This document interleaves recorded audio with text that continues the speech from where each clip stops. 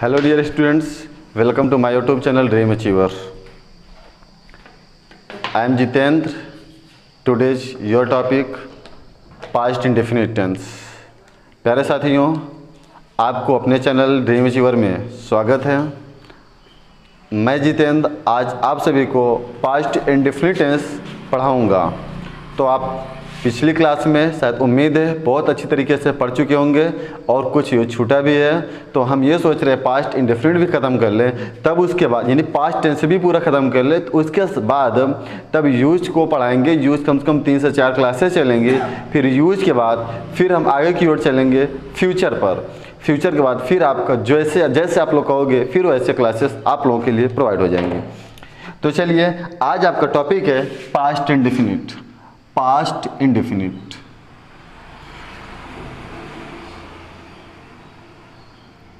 Past indefinite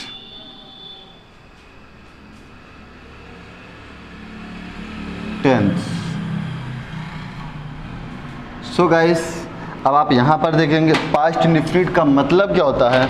देखिए, मैं जो ट्रांसलेट पढ़ाता हूं या इंग्लिश पढ़ाता हूं, आपको सबसे पहले यह ध्यान देना है कि जो यह शब्द लिखा है इस शब्द का मतलब क्या है, इसका अर्थ क्या है, इसका मायने क्या रखता है। यदि आप लोग ये सब सारी चीज़ें सीख गए ना, तो आप लोग ट्रांसलेट करना बहुत ही आसानी तरीके से सीख जाओगे। तो आइए हम समय को इन्वेस्ट ना करते हुए अपने टॉपिक पर चलते हैं। देखिए, पास का आप लोग जानते हैं, पास का मतलब होता है गुजरना।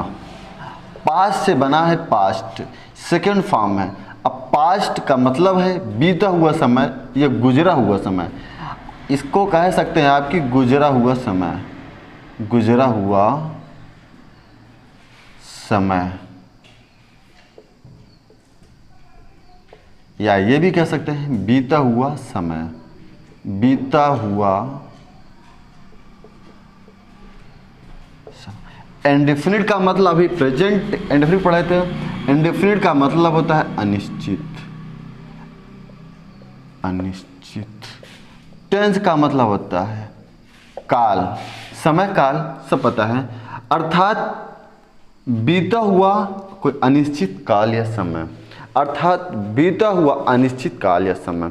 अब यहाँ पर देखेंगे कि जब बीता हुआ समय हमारा कब दर्शाया जाएगा, जब उस टाइम पर कोई वर्क हुआ होगा। अगर उस टाइम पर कोई वर्क ना हुआ होता तो कोई कार्य दर्शाया ना गया होता।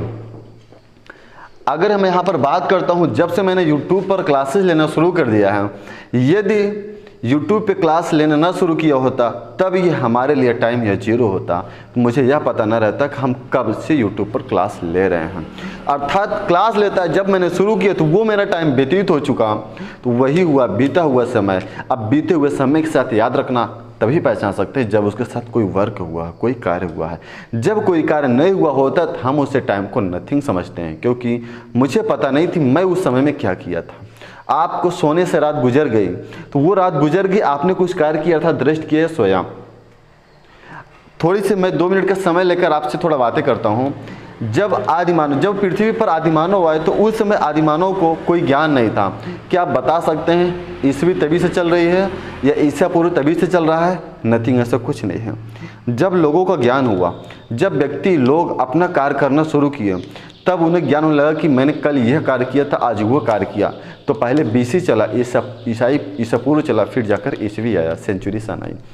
तो चलिए, यही चीज़ है कि हम जब से कार्य नहीं कोई वर्क को स्टार्ट करते हैं, जब से कोई एक्शन शुरू करते हैं, तभी से हम उस टाइम की गणना करते हैं। तो आइए हम यहाँ पर देखते हैं पास्ट इंडेफिनिट टेंस।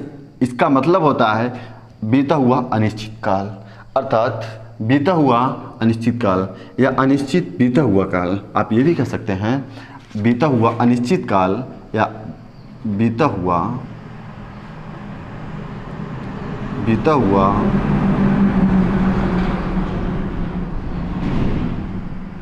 अनिश्चित काल या अनिश्चित बीता हुआ काल, ये भी कह सकते हैं अनिश्चित बीता हुआ काल।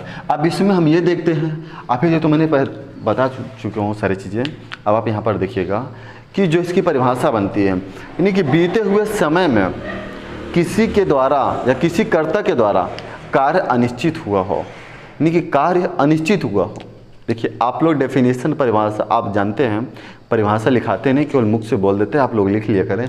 और यहाँ पर रिकॉग्नाइज यानी पहचान से लेकर रोल तक, ट्रांसलेट तक कराते हैं।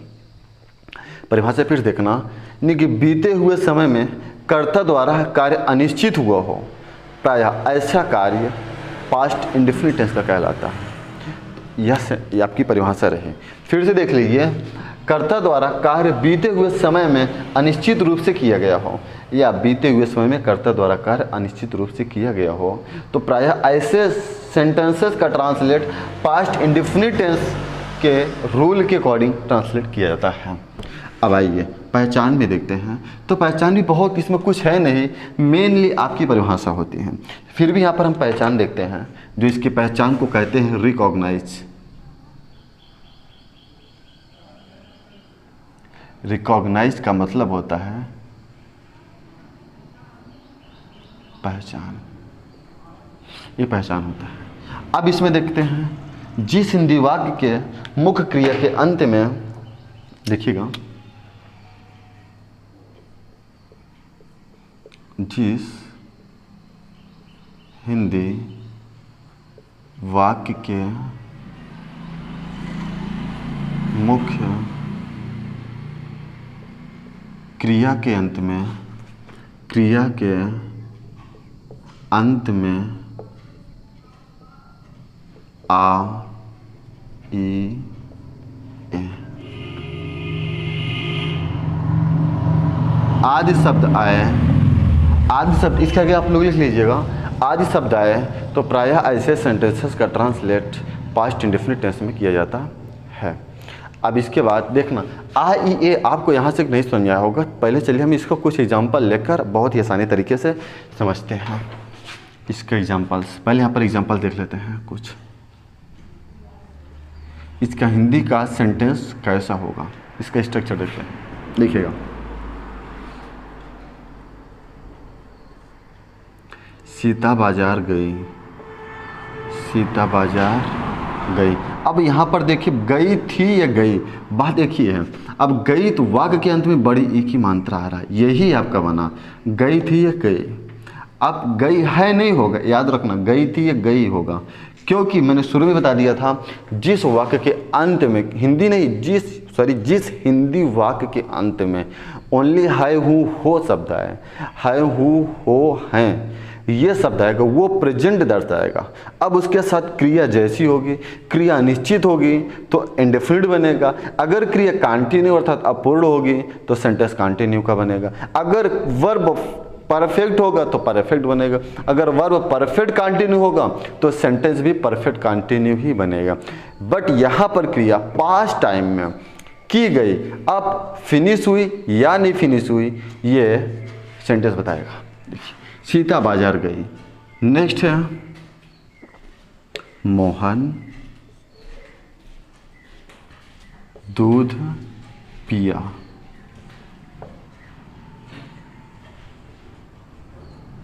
अभय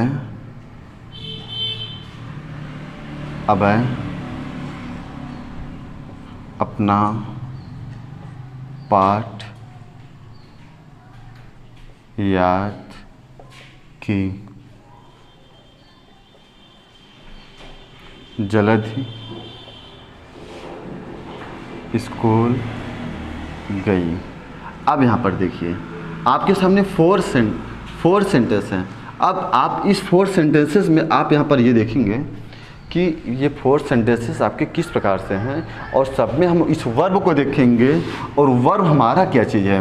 पहला जैसे मैंने देखा, गई लास्ट में आया, इसमें बड़ी ई की मात्रा है, कार पास्ट में हुआ है, इसमें आ लास्ट में आया, और इसमें भी ई लास्ट में आया, ई, और इसमें भी ए लास्ट में आया। इन सब सारी चीज़ों को आप देख रहे हैं, ये आप कंफर्म नहीं कर सकते या ई यही आएगा, की भी आ गई, कुछ भी आ सकता है, यानी कि जो क्रिया होगा वो कार आपका पास्ट ही दर्शाएगा। इस बात को आपको पास्ट में याद रखना है। अब इसका स्ट्रक्चर देखते हैं, जिसके अकॉर्डिंग आप ट्रांसलेट को करेंगे, उस रूल की ओर हम चलते हैं, उस रूल को देखते हैं। रूल देखना, आप कुछ लोग इसे रूल लिखते हैं और आप कुछ लोग इसे स्ट्रक्चर बोलते हैं। याद रखना, यह रूल आपका सिंपल है। क्या है? यह आपका सिंपल रूल है। सिंपल या अफर्मेटिव है। इसे आप अफर्मेटिव या असर्टिव सेंटेंस भी कह सकते हैं। आप इसे असर्टिव सेंटेंस भी कह सकते हैं, सिंपल अफर्मेटिव या असर्टिव सेंटेंस। इसका रूल है subject plus second form of the verb, यानी कि क्रिया का सेकेंड रूप, plus object plus other verb. बहुत छोटा सा रूल है, इस रूल को ध्यान देना, याद रखना। सिंपल सेंटेंस में पास्ट इंडेफिनिट के सिंपल सेंटेंस यह एक ऐसा इकलौता सेंटेंस है जिसका वर्ब सेकंड होता है, और किसी टेंस का वर्ब सेकंड नहीं होता। ओनली पास्ट इंडेफिनिट का, वो भी सिंपल सेंटेंस का वर्ब सेकंड होता है। सिंपल सेंटेंस का वर्ब सेकंड होता है। अगर ये सेंटेंस निगेटिव में आ जाता है, अगर ये सेंटेंस निगेटिव में आ जाता है तो यह सेंटेंस यानी कि यह वर्ब फर्स्ट फॉर्म हो जाएगी, या वर्ब फर्स्ट फॉर्म हो जाएगी। ओनली सिंपल सेंटेंस में वर्ब सेकंड रहती है। इस बात को आप विशेष ध्यान देंगे। अब इसका ट्रांसलेट देखना, सब्जेक्ट प्लस वर्ब की second form, object other word. यहाँ पर देखना, सब्जेक्ट इस वाक्य में सीता है, सब्जेक्ट सीता लिखा गया। नेक्स्ट वर्ब क्या है, वर्ब यहाँ पर देखेंगे, ये तो सब्जेक्ट है, वर्ब आपको लास्ट में आना, वाक्य के अंत में आपको वर्ब मिलेगी। गई, हम जानते हैं गो से फर्स्ट फॉर्म होता है, गो मतलब जाना, गो वेंट गॉन, ये फर्स्ट फॉर्म होती है, ये फर्स्ट फॉर्म है, ये सेकंड है, ये थर्ड फॉर्म है। तो यहाँ पर हमें क्या लगाना है, वेंट लगाना है। सीता वेंट कहाँ गई, टू अदर वर्ड क्या है, मार्केट। अच्छा, यहाँ पर ऑब्जेक्ट नहीं है, एक बात को देखना, मैं फिर से बता दे रहा हूँ इस रूल के अकॉर्डिंग। सब्जेक्ट डियर स्टूडेंट्स वो होता है जिसके द्वारा आपका कार्य किया जाता है। प्यारे बच्चों, सब्जेक्ट वो होता है जिसके द्वारा कार्य किया जाता है। अब वर्ब वो होता है कर्ता के द्वारा जो कार्य किया जाता है, यानी कि कर्ता के द्वारा जो कार्य किया जाता है उसे क्रिया अर्थात कार्य कहते हैं। अब यहाँ पर क्रिया भी आपकी दो प्रकार की होती है, एक डायरेक्ट वर्ब होती है, एक इनडायरेक्ट वर्ब होती है। डायरेक्ट वर्ब वो होती है जो कार्य पहले किया जाएगा, इनडायरेक्ट वो होती है जो कार्य बाद में किया जाएगा। और ऑब्जेक्ट होता है, ऑब्जेक्ट में कई बार बता चुका हूँ, डायरेक्ट ऑब्जेक्ट और इनडायरेक्ट ऑब्जेक्ट होता है। जो डायरेक्ट ऑब्जेक्ट होता है वो होता है समबडी समथिंग होता है। डायरेक्ट ऑब्जेक्ट समथिंग समबडी होता है, indirect object something to somebody होता है। Indirect object something to somebody, direct object somebody to something होता है। इस बात को आप विशेष ध्यान देंगे। ऑब्जेक्ट में एमपीटी होता है, मैनर प्लेस टाइम होता है। चलिए, अब ये हो गया। दूसरा है मोहन दूध पिया।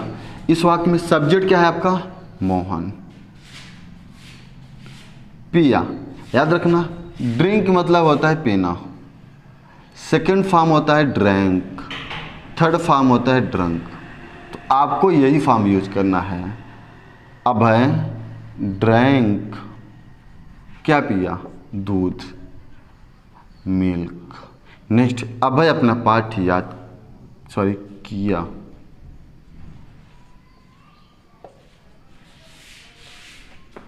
सब्जेक्ट है इस वाक्य में, अब है याद करना, लर्न। इसका सेकेंड फॉर्म और थर्ड फॉर्म ये होता है। अब है लर्न, क्या याद किया, अपना पाठ, हिज लेसन। जलद स्कूल गए, इसमें सब्जेक्ट है जलद, गई वेंट होगा, second form to school. So dear students, यहाँ तक आप लोगों को यह ट्रांसलेट समझ में आया होगा। I hope you will be understand very well. So I next term. So I let's next term. चलो हम कुछ अगले रूल की ओर चलते हैं। अब इस पे ध्यान देते हैं, इस नेक्स्ट रूल की ओर चलते हैं। अच्छा चलिए ठीक है, फिर 3-4 ट्रांसलेट और देते हैं, उसको कर लीजिए आप लोग। हाँ ठीक है, तो आप लोग 3-4 ट्रांसलेट मैं और दे रहा हूँ और कर लीजिए। तब तक जो ये वीडियो देख रहे हैं वो लोग भी आप लोग कर लीजिए, उसके बाद फिर आगे चलते हैं। पहला है आंचल अपना कार्य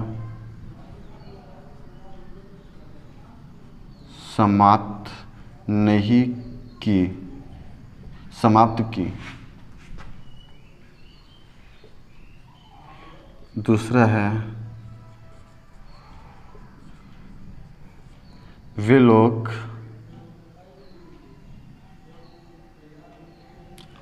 लोग फूल तोड़े थे। तीसरा है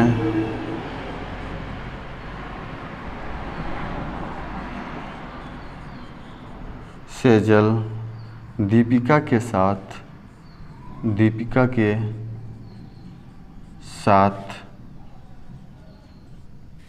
भोजन पकाइए। ये तीनों ट्रांसलेट है। आप पहले वीडियो को पॉज करिए और ट्रांसलेट को करिए, फिर उसके बाद वीडियो को स्टार्ट करिए और मैच कराने के बाद बताइए कमेंट में कि आपका कितना सही हो रहा है और कितना गलत हो रहा है। आइए हम ट्रांसलेट को चलते हैं। सर थोड़ा इंक लाइए, अच्छे रहने दीजिए। तब तक वीडियो को आप लोग तब तक ट्रांसलेट करिए, मैं थोड़ा इंक डाल लेता हूँ मार्कर में।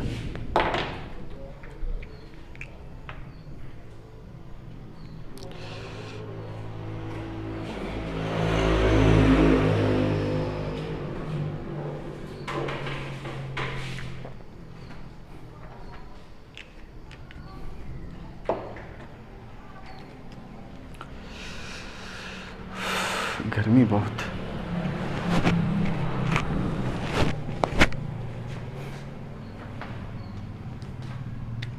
आंचल अपना कार्य समाप्त की। अब इस वाक्य में सब्जेक्ट क्या है? आंचल।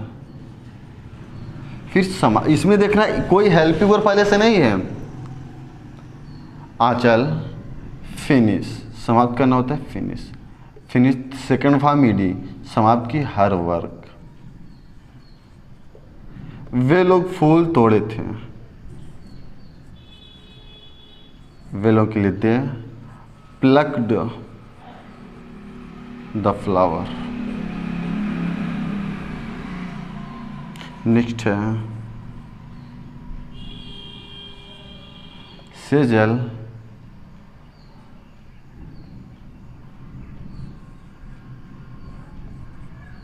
Cooked food with Deepika.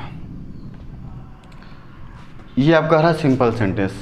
अब इसी सेंटेंस में नेगेटिव आने पर प्यारे बच्चों बहुत से स्टूडेंट्स भूल जाते हैं और ट्रांसलेट को रॉन्ग कर बैठते हैं, जो कि ये समझ नहीं पाते हैं। जानते हो क्यों? केवल इसका एक कारण है कि जैसे यह सेंटेंस निगेटिव में आता है, थोड़ा रूल देखना, जैसे यह सेंटेंस निगेटिव आता है यहाँ पर वर्ब की फर्स्ट फॉर्म आ जाती है। यहाँ पर वर्ब की फर्स्ट फॉर्म आ जाती है। आपने प्रेजेंट देखो, इनफिनिट था, प्रेजेंट में पढ़ा हुआ था कि यहाँ पर डू था, लेकिन यही पास्ट में आने पर डू क्या बन गया? आपका डिड बन गया। उसमें डू या डज नॉट, इसमें ओनली डिड नॉट रहा। इसमें क्या रहा? ओनली डिड नॉट रहा, इसीलिए यह चेंज हुआ। चलिए यहाँ पर देखना निगेटिव सेंटेंस, ये निगेटिव सेंटेंस का रूल है।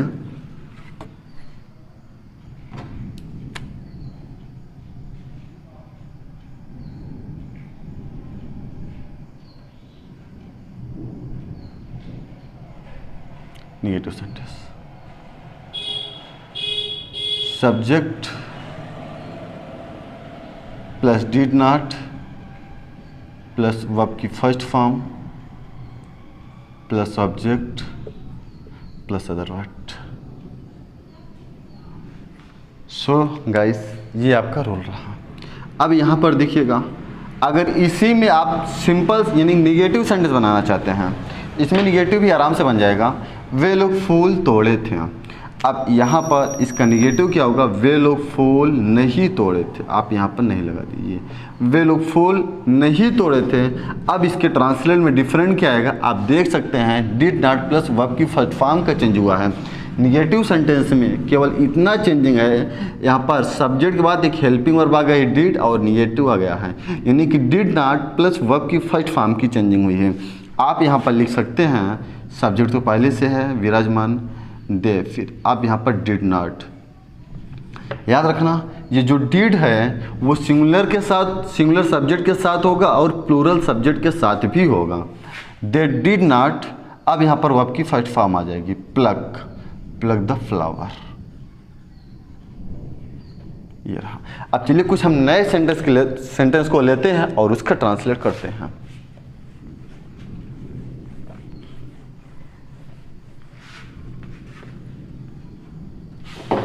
देखिए जैसे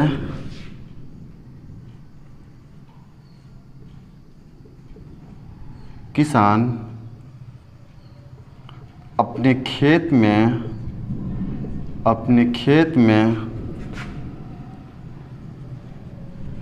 धान की रोपाई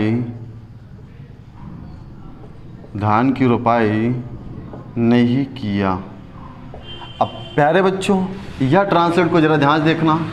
सब्जेक्ट क्या है? किसान। यहाँ पर रोपाई नहीं किया, आ से आया। अब ऐसी सिचुएशन पर सबसे पहले हमें सब्जेक्ट को देखना है। जैसे मैंने सब्जेक्ट देखा, फिर उसके बाद सब्जेक्ट क्या है? The farmer. फिर नहीं आ गया तो हमें याद रखना है डिड नॉट का प्रयोग, क्योंकि पास्ट इंडेफिनिट में निगेटिव आने पर डिड नॉट होता है और रोपाई करना का प्लांट होता है। Did not plant the paddy. अब उसके बाद में इनटू फील्ड, ये रहा आपका। अब नेक्स्ट की ओर चलते हैं। हाँ, अगर इसी में बहुत से आप लोगों ने पूछा, एक बात इसी में ये चीज़ है, यदि आप इस सेंटेंस को इंटेरोगेटिव बनाना चाहते हो तो क्या करना पड़ेगा? हाँ, याद रखना, यदि सेंटेंस को इंटेरोगेटिव बनाना चाहते हो तो वाक्य के पहले क्या आएगा? वाक्य के पहले क्या आएगा? तो यहाँ पर क्वेश्चन मार्क। जब वाक्य के पहले क्या आ जाएगा तो यहाँ से डिड, जो डिड है ये हेल्पिंग वर्ब, ये भी वाक्य के पहले चली आएगी। डिड वाक्य से पहले चली जाएगी, इस बात को विशेष रूप से ध्यान देना है। Did the farmer not plant the paddy into field. तो चलिए यहाँ तक आज हम यहीं से समाप्त करते हैं क्लास को।